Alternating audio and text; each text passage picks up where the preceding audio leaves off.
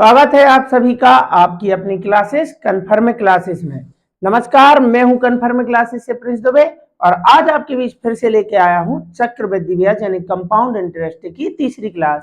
दोस्तों, इसके पहले हमने कंपाउंड इंटरेस्ट यानी चक्रवृद्धि ब्याज की 2 क्लासें की हैं। पहली क्लास में हमने मूलधन, मिश्र धन, चक्रवृद्धि ब्याज, अंतर सारी चीजों को निकालना सीखा था, वो भी बिल्कुल एक ही तरीके से।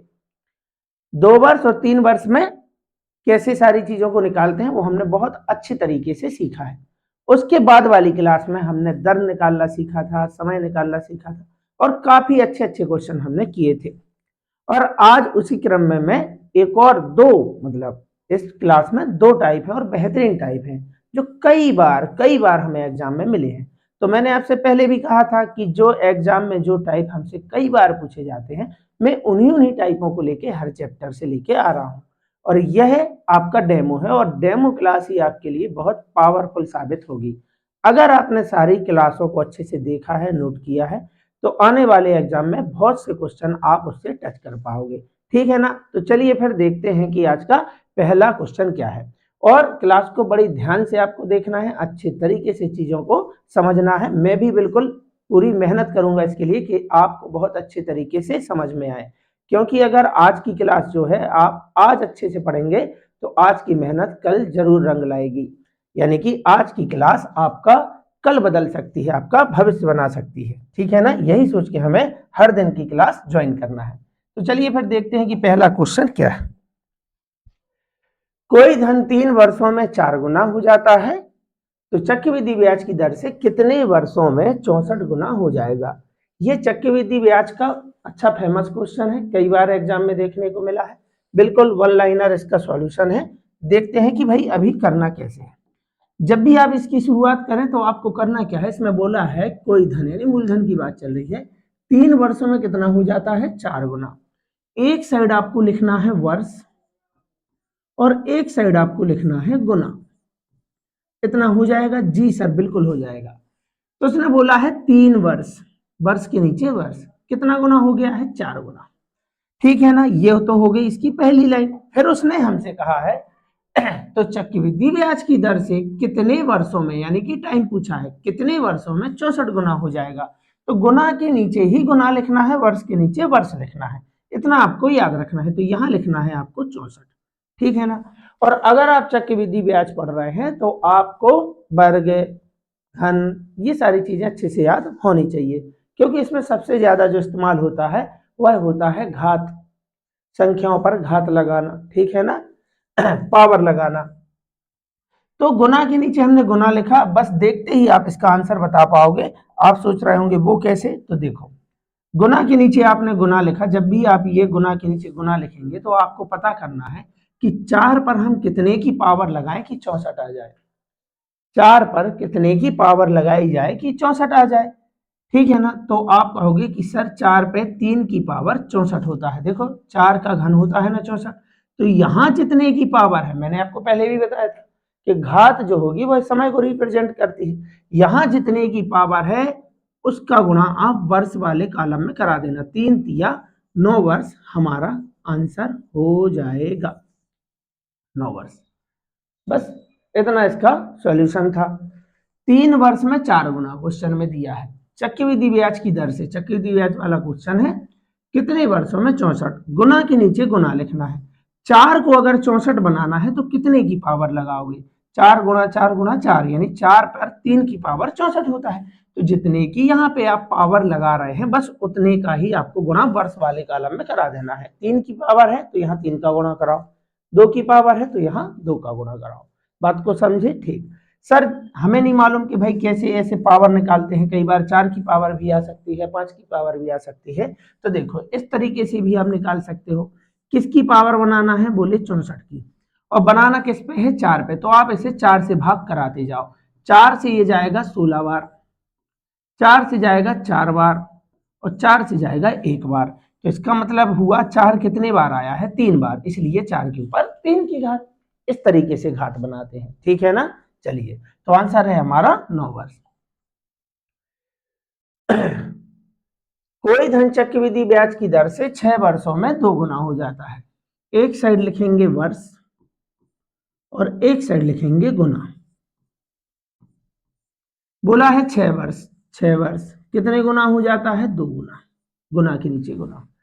वह कितने वर्षों में 32 गुना हो जाएगा? कितने वर्षों में 32 गुना हो जाएगा? गुना के नीचे लिखो गुना।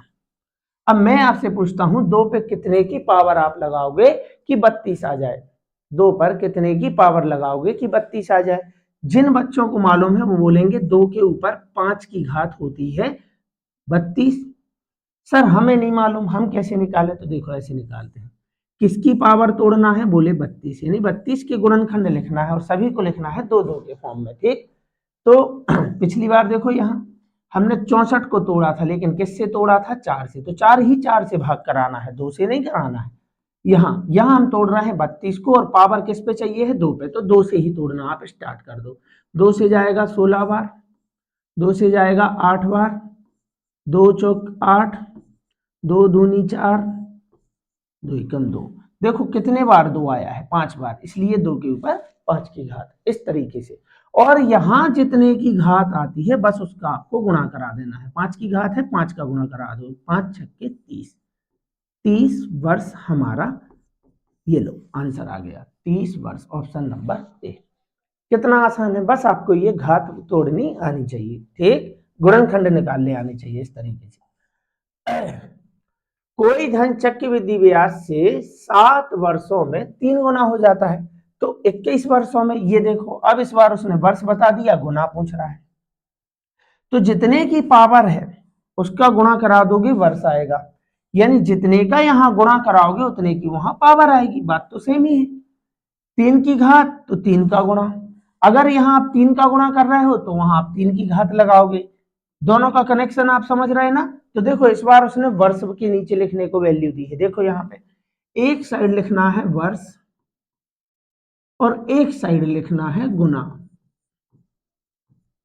तो पहली बात उसने कहा है कि 7 वर्ष में कितने गुना हो जाता है? 3। फिर उनने हमसे कहा है तो 21 वर्ष में कितना हो जाएगा? देखो दूसरी कंडीशन में वर्ष दिया है तो वर्ष के नीचे लिखो वर्ष, 21 वर्ष। तब हमें देखना है कि कितने गुना हो जाएगा, यानी गुना की वैल्यू पूछी है। तब आपको क्या करना है? पावर नहीं बनाना है, गुना वाले कॉन्सेप्ट में बनाते हैं पावर। अगर गुना के नीचे गुना दिया है तब निकालते हैं पावर।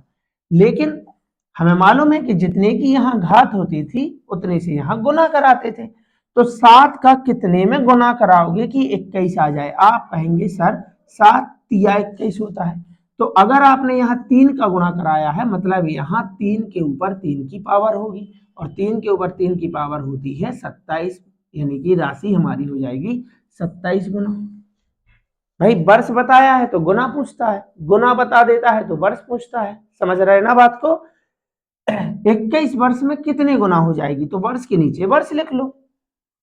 तो 7 से 21 बनाने के लिए कितने का यहाँ गुणा कराते थे? देखो जब वर्ष निकाल रहे थे तो गुणा कराते थे, जितने का गुना उतने की पावर, जितने की पावर उतने का गुना। यहाँ देखो जितने की पावर उतने का गुना, या फिर जितने का यहाँ गुना होगा 3 तिया 9, उतने की वहां पावर आएगी। डायरेक्ट कनेक्शन है, इस कनेक्शन को समझना होगा। तो वर्ष दिया है तो गुना बता सकते हैं, गुना दिया है तो वर्ष बता सकते हैं। इस तरीके से 7 तिया 21, तो 3 से गुना किया तो यहाँ 3 की पावर आएगी। 3 पे 3 की पावर होता है 27, 3 तिया 9 तिया 27। 900 रुपए की राशि, इसमें राशि दे दी, कोई दिक्कत नहीं है। 900 रुपए की राशि 6 वर्षों में 3 गुना हो जाती है। बिल्कुल वही क्वेश्चन है। यहां लिखोगे आप वर्ष और यहां लिखोगे आप गुना। तो 6 वर्ष में देखो 6 वर्ष में कितने गुना हो गई? 3 गुना। तो 24 वर्षों में वह कितने गुना हो जाएगी? 24 वर्ष में, तो वर्ष के नीचे वर्ष। 6 का कितने गुना है? 24। आप कहेंगे 4 गुना। तो जितने का यहाँ गुना कराते हैं उतने की यहाँ पावर होती है।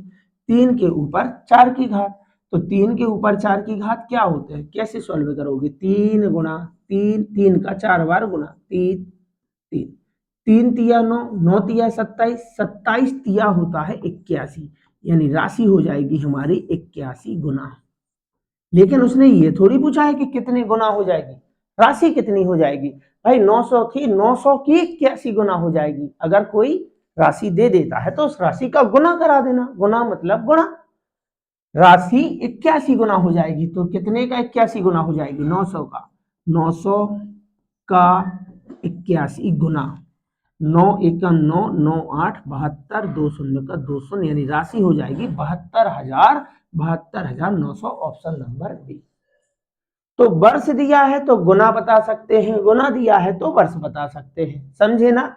जितने की यहाँ पावर होगी उतने का यहाँ गुना होगा, जितने का यहाँ गुना होगा उतने की वहां पावर आएगी, पावर से पता चलेगा गुना और ये वर्ष अपना, ठीक है ना। चलिए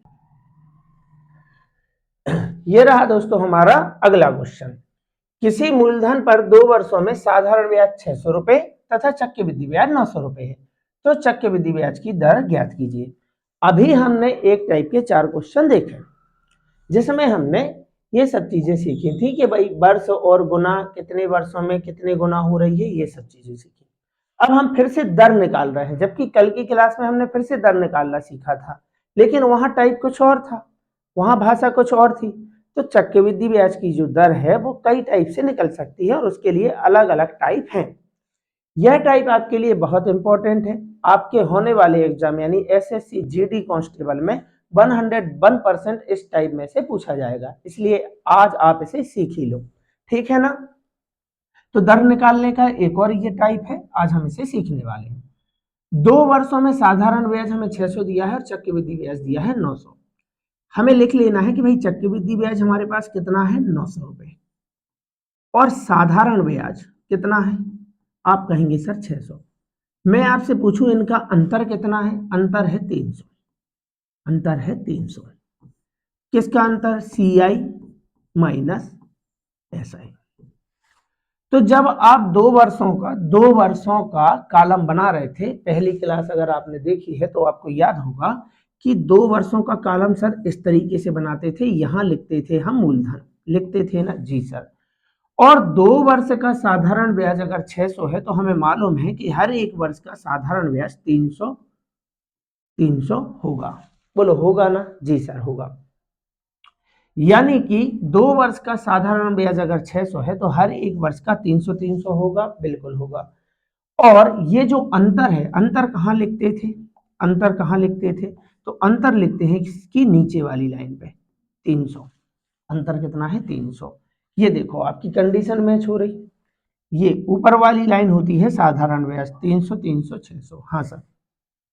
ये पूरा होता है चक्रवृद्धि ब्याज 300 300 300, देखो 900 हुआ ना, हाँ। और ये होता है अंतर। तो ये डायग्राम के माध्यम से मैं आपको ये बताना चाहता हूं कि ये जो अंतर होता है, अंतर होता है 2 वर्ष का जो अंतर होता है CI माइनस SI का, वह ब्याज पर ब्याज होता है, और ब्याज पर ब्याज मिलता है दर पर, किस पर, दर पर। यानी यहां दर का इस्तेमाल हुआ है, जहां जहां दर का इस्तेमाल हुआ है वहां से दर आप निकाल सकते हो। तो भाई ये 300 पे 300 ही ब्याज मिला है, तो 300 पे 300 ब्याज मिला है मतलब पूरा मिल गया 100%, इसलिए दर है हमारी 100%। यानी कि आप कहेंगे कि 300 रुपए का ब्याज मिला, ये 300 मिला किस पे है, ब्याज पे ब्याज होता है, किस पे मिला है, 300 ही पे मिला है। बन गई भिन्न, बनाना है प्रतिशत, गुणा करा दो 100 का, 300 से 300 कट गया तो ये देखो बच गया क्या हमारा 100%, तो यानी हमारी दर है 100%, ठीक है ना। तो अगर जैसे आपसे मूलधन पूछ रहा है तो भाई इसका 100%, ये किसका 100% है, 300 का, तो 300 ही मूलधन आ जाएगा हमारा, ठीक है ना। चलिए तो ऐसे निकालते हैं दर। अगर आप बिल्कुल डायरेक्ट समझना है, भी आगे और भी क्वेश्चन है उसमें अब हम और अच्छे तरीके से सीख जाएंगे। 2 वर्षों में साधारण ब्याज कितना है 600 और चक्रवृद्धि ब्याज है 630, यानी CI कितना है, तो आप कहेंगे सर 630, और SI यानी साधारण ब्याज कितना है, आप कहेंगे सर 600। मैं आपसे पूछूं दोनों का अंतर कितना है, आप कहेंगे सर 30, मतलब CI माइनस SI। दर तो आप देखते ही बता पाओगे हमेशा, यहां अंतर कितना है 30 रुपए का ब्याज मिला। ये जो आप अंतर देख रहे हैं ये मिलता है 1 वर्ष के साधारण ब्याज पे। तो 2 वर्ष का साधारण ब्याज, 2 वर्ष का, देखो दिया है ना 2 वर्ष का, 2 वर्ष का साधारण ब्याज 600 है, तो 1 वर्ष का साधारण ब्याज होगा 300। ये लो बन गई भिन्न, बनाना है प्रतिशत, गुणा करा दो 100 का, शून्य से शून्य गया, इस शून्य से इस शून्य गए, 3 से 3 गए, बचा क्या 10, यानी कि 10%। 10% हमारी आ गई दर, और हमसे पूछा है दर, आंसर है 10। ठीक है ना। मैंने आपको डिटेल में बताया था कि कैसे क्यों हम यहाँ 300 लिख रहे हैं। कभी भी इस टाइप का अगर आपसे क्वेश्चन एग्जाम में पूछा जाता है तो ऊपर लिखना है आपको अंतर, यहाँ आपको दिख ही जाएगा कि ये 600 है और ये 630 है, तो अंतर हुआ 30 का। और नीचे हमेशा लिखना 1 वर्ष का ब्याज, 1 वर्ष का साधारण ब्याज। 2 वर्ष का साधारण ब्याज 600 है तो 1 वर्ष का 300 हुआ, और बस बन गई भिन्न, बनाना है प्रतिशत, यहाँ से आपकी दर आ जाएगी। अब रही बात कि सर ऐसा क्यों कर रहे हैं, उसके पीछे क्या कॉन्सेप्ट है, तो मैं आपको फिर से समझाने की कोशिश करता हूं कि जब हम 2 वर्ष का डायग्राम बना रहे थे तो कुछ इस प्रकार से बना रहे थे। अब 2 वर्ष का साधारण ब्याज 600 है, इसका मतलब हर 1 वर्ष का 300 होगा, क्योंकि साधारण ब्याज की राशि हर वर्ष समान होती है। 300 300 हो गया ना, 2 वर्ष का साधारण ब्याज 600।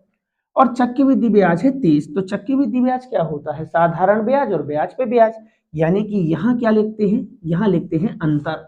अंतर कितना है 30। अब आप इसे ना क्रॉस चेक कर सकते हैं कि ये साधारण ब्याज कितना है, तो इस लाइन को साधारण ब्याज बोलते हैं, 300 300, देखो 600 हुआ ना। चक्रवृद्धि ब्याज कितना है, इसको डायग्राम के नीचे का जो आप पूरा देख रहे हैं इसको बोलते हैं चक्रवृद्धि ब्याज। 300 300 600 और 30, देखो 630। तो मैंने आपको ये समझाया है कि आप ये जो अंतर देख रहे हैं, अंतर, ये अंतर आया कैसे है, ये है ब्याज पर ब्याज, यानी कि पहले साल के साधारण ब्याज पर जो आपको ब्याज मिला है वही होता है ये 30, और ये 30 मिला किस पे है, दर पे, यानी कि यहाँ छुपी है दर, तो मैंने यहाँ से दर निकाल दी कि 30 रुपए ब्याज मिला है, और मिला किस पे है, इस 300 पे, मतलब 1 वर्ष के साधारण ब्याज पर। कोई ट्रिक नहीं है, सीधा सीधा कॉन्सेप्ट है जो हमने पहली क्लास में सीखा था। 30 रुपए का ब्याज मिला, इस 30 पे बन गई भिन्न, बनाना प्रतिशत, गुणा करा दो 100 का। ठीक है ना, यानी कि 10% हमारी दर आ गई। लेकिन कई बार एग्जाम में पूछ लेता है मूलधन, मूलधन मूलधन बताइए, तो भाई आपको दर तो मिल ही गई है, दर तो आपको मिल ही गई है, दर है हमारी 10%, यानी कि हम कहेंगे 10%, और 10% का मतलब होता है 1/10, यानी मूलधन अगर 10 है, ब्याज किस पे मिलता है, मूलधन पर। मूलधन 10 है और 1 वर्ष का ब्याज 1 है, तो राशि 1 वर्ष का ब्याज है 1। तो भाई ये कौन सा ब्याज है, ये होता है हमारा साधारण ब्याज, मैंने आपको साधारण ब्याज में सिखाया है। 10% दर है, मतलब 10% का मतलब है 1/10। नीचे वाली संख्या है मूलधन, और ये है हमारा ब्याज, लेकिन कितने वर्ष का, 1 वर्ष का, क्योंकि दर होती है वार्षिक। तो बस यहां से हम मूलधन बता देंगे। उनके हिसाब से 1 वर्ष का साधारण ब्याज है 300, हमारे हिसाब से 1 वर्ष का साधारण ब्याज है 1। चाहिए क्या, मूलधन, मूलधन यानी कि 10, 300 गुणा 10 कराओगे, यहाँ आ जाएगा 3000। ये लो, मूलधन भी आ गया। अगर पूछे तो, अभी नहीं पूछा है, अभी सिर्फ दर पूछा है, लेकिन एग्जाम में मूलधन भी पूछ लेता है, तो मैंने आपको बता दिया। या फिर अगर आपका थोड़ा सा कैलकुलेशन अच्छा है, मैं आपसे पूछूं किसका 10% 300 है, 300 किसका 10% है, तो आप कहेंगे 10% की वैल्यू है 300, जो है वो 10% है। 10% की वैल्यू हमें चाहिए 100% की वैल्यू। शून्य से शून्य काटोगे, 30 गुणा 100 कराओगे, तब भी 3000 आएगा। भिन्न के साथ जाओगे तब भी आपका आंसर आ ही जाएगा। तो बात तो कैलकुलेशन की है, तो मैं ये समझ के पढ़ा रहा हूं कि मेरे साथ वो बच्चे भी जुड़े हैं जिनका कैलकुलेशन बहुत वीक है, जो 2-4 साल पहले पढ़ाई छोड़ चुके थे और अब कांस्टेबल बनने का सपना देख रहे हैं। तो मैं उनके हिसाब से चीजों को लेके चल रहा हूं, ठीक है ना। चलिए, तो आंसर है 10%। दर निकालना कोई बड़ी बात है नहीं। चलिए, वार्षिक ब्याज, ब्याज की दर ज्ञात कीजिए। 2 वर्षों का चक्रवृद्धि ब्याज हमें दिया है, कितना दिया है, 328, और साधारण ब्याज दिया है 320। तो अंतर पूछूं तो आप कहोगे सर 8 रुपए का अंतर है। 2 वर्ष का साधारण ब्याज 320 है, तो 1 वर्ष का साधारण ब्याज 160 हुआ ना। 2 वर्ष का साधारण ब्याज हमें दिया है, 2 वर्ष का साधारण ब्याज 320, तो 1 वर्ष का साधारण ब्याज है 160। ये जो अंतर होता है, 2 वर्ष का अंतर होता है सीआई और एसआई का, वह किस पर मिलता है, वह मिलता है 1 वर्ष के साधारण ब्याज पर। तो जब भी ऐसा क्वेश्चन आ जाए, क्या करना है, बिल्कुल देखते ही बता देना है कि अंतर लिख दो, ऊपर सीआई माइनस एसआई लिख दो, सीआई माइनस एसआई कितना है 8 लिख दो, और नीचे लिख दो हमेशा 1 वर्ष का साधारण ब्याज। 2 वर्ष का 320, 1 वर्ष का 160। बन गई भिन्न, बनाना है प्रतिशत, गुणा कराएंगे 100 का। शून्य से शून्य गया, 8 एकम 8, 8 दूनी 16, 2 से जाएगा 2 पंचे 10, यानी दर हमारी आ गई 5%, ऑप्शन नंबर डी। तो देखते ही बता पाओगे। और 100% मैंने बताया ना, 100% आपसे एग्जाम में पूछेगा एसएससी जीडी में, या तो आपसे दर पूछेगा या पूछेगा मूलधन। सर मूलधन बताना है, कैसे बताएंगे? अरे भाई आपको दर मालूम है, क्या मालूम है? दर 5%। तो भाई 5% साधारण ब्याज हुआ। 5% के क्या है हमारा? साधारण ब्याज, 1 वर्ष का ब्याज। तो 1 वर्ष का साधारण ब्याज आपको मालूम तो है कितना है? लो, 5% का मतलब होता है 1/20। ठीक, यानी 1 है ब्याज, 20 है हमारा मूलधन। उनके हिसाब से 1 वर्ष का साधारण ब्याज है 160, हमारे हिसाब से 1 वर्ष का साधारण ब्याज है 1। चाहिए क्या? मूलधन। मूलधन चाहिए यानी 20। मूलधन देखो 20 है, 16 दूनी 32, 2 शून्य का 2 शून्य, मूलधन आ गया 3200। ठीक, ऐसे नहीं तो 1 वर्ष 5% वार्षिक दर, वही साधारण ब्याज की दर है, वही चक्रवृद्धि ब्याज की। तो 1 साल में 5% ब्याज मिलता है, यानी 5% की वैल्यू है 160। 160 अपने हिसाब से 5 चाहिए है, देखो 100। 5 से जाएगा 5 दूनी 10, शून्य का शून्य, देखो 16 दूनी 32, 2 जीरो का 2 जीरो, यानी 3200 है मूलधन। तो मूलधन पूछ सकता है, यहाँ से आप मूलधन बड़ी आसानी से बता सकते हो। ठीक है, अभी नहीं पूछा है तो हमें लिखने की कोई जरूरत है नहीं, ये दर बस पूछा था तो हमने दर को बता दिया है। ठीक है ना जी सर। चलिए 2 वर्षों का साधारण ब्याज 800 है। देखो अब पूछा ना उसने मूलधन, तो कैसे निकालेंगे अब हम सीख ही चुके हैं। 2 वर्षों का साधारण ब्याज 800 है, मतलब 1 वर्ष का होगा 400। 1 वर्ष का होगा 400, 2 वर्ष का 800, 1 वर्ष का 400। और लिखना है अंतर। अरे भाई साधारण ब्याज 800 है, चक्रवृद्धि ब्याज 850 है, तो अंतर होगा 50। ये लो, यहां से आ गई दर, बन गई भिन्न, बनाना है प्रतिशत। 2 शून्य से 2 शून्य गया, 2 दूनी 4, 2 से जाएगा 25 बार, यानी कि 25/2। तो 25/2 इसको आप भाग करा दो, 2 एकम 2, 2 दूनी 4, शेषफल बचा 1/2। 12 सही 1/2% हमारी दर है। कहाँ है भाई? 2 ऑप्शन में है। अब हमसे मूलधन पूछा है, तो दर पूछे तो दर तो आपने बता दिया। कैसे बताते हैं दर? एक मतलब यहाँ लिखते हैं अंतर, CI माइनस SI, दिख रहा है आपको 50, और नीचे हमेशा लिखते हैं 1 वर्ष का साधारण ब्याज। क्यों लिखते हैं, कैसे लिखते हैं, ये मैंने आपको डिटेल में अभी अभी समझाया है। चलिए, तो दर आ गई। अब सर मूलधन और कैसे निकालते हैं? तो भाई मूलधन निकालने के लिए ब्रह्मास्त्र है ना, मूलधन निकालने के लिए ब्रह्मास्त्र है। कैसे सर? मैंने कहा 12 सही 1/2% दर है, इसका मतलब होता है 1/8। जी सर, ब्याज मिलता है मूलधन पर, नीचे वाली संख्या है मूलधन, और ये है हमारा ब्याज। लेकिन कौन सा ब्याज है? 1 वर्ष का ब्याज है, वो भी कौन सा? साधारण ब्याज। साधारण ब्याज 1 वर्ष का ब्याज है 1 रुपए, वो भी साधारण ब्याज। तो उनके हिसाब से, मतलब प्रश्न के हिसाब से 1 वर्ष का साधारण ब्याज मालूम है? बिल्कुल सर मालूम है। 2 वर्ष का है 800, तो 1 वर्ष का साधारण ब्याज देखो 400 है ना, अब भी निकाला था हमने। 1 वर्ष का साधारण ब्याज है 400, हमारे हिसाब से 1 वर्ष का साधारण ब्याज है 1। चाहिए है मूलधन, मूलधन है 8, 8 चौके 3200, 3200 हमारा आंसर है। कहाँ है भाई? 12 सही 1/2% और मूलधन है 3200। एक ही क्वेश्चन में दोनों कॉन्सेप्ट हमने सीख लिए हैं। ठीक है ना, तो हम दर निकालना सीख गए हैं। किसी भी टाइप का क्वेश्चन आ जाए, जिस जिस टाइप के एग्जाम में आते हैं, मैंने आपको वो करा दिए हैं। मूलधन कैसे निकालते हैं ये भी हमने सीख लिया है। तो आज हम इतने ही क्वेश्चन लेके आए थे। उम्मीद करता हूं कि आप बेहतरीन तरीके से चीज़ों को सीख पाए होंगे। अगर आपको कोई डाउट रह जाता है तो ज़रूर कमेंट बॉक्स में बताएं, मैं आपका वो डाउट क्लियर करने की कोशिश करूंगा। तो चलिए फिर आज की क्लास हम यही समाप्त करते हैं। बेहतरीन तरीके से पढ़ते रहिए।